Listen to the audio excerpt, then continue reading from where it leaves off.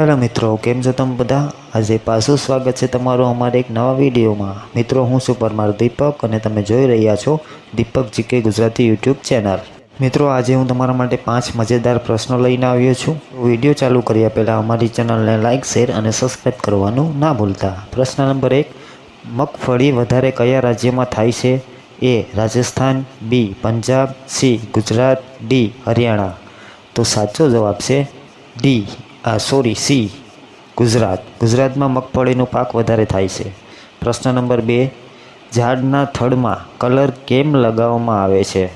તમે બધાએ જોયા જ હશે કે ઝાડમાં કલર લગાવવામાં આવે છે। તો એ શું કરવા લગાડવામાં આવે છે? એ જંતુથી બચવા માટે, બી કાપવાથી બચવા માટે, સી ઝાડ ગણતરી માટે, ડી ઝાડ ઓળખવા માટે।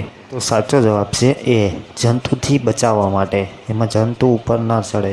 પ્રશ્ન નંબર 3, સોપારીના ઝાડ કયા રાજ્યમાં થાય છે? એ તામિલનાડુ, બી ગુજરાત, સી મહારાષ્ટ્ર, ડી રાજસ્થાન। સાચો જવાબ છે એ તામિલનાડુ।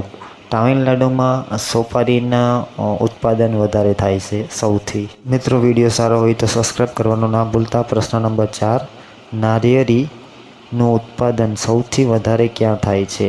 એ ગુજરાત, બી પંજાબ, સી મહારાષ્ટ્ર, ડી કેરલા। તો સાચો જવાબ છે ડી કેરલા। કેરલામાં વધારે નારિયેળનું ઉત્પાદન થાય છે। પ્રશ્ન નંબર 5, આ પ્રાણી કયા દેશમાં સૌથી વધારે જોવા મળે છે?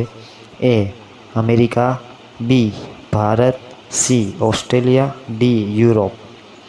સાચો જવાબ છે સી ઓસ્ટ્રેલિયા। તો ચાલો મિત્રો, આજ માટે બસ આટલું જ। મળીએ બીજા વિડીયોમાં। ત્યાં સુધી જય ભારત, જય Hind, good morning, have a nice day.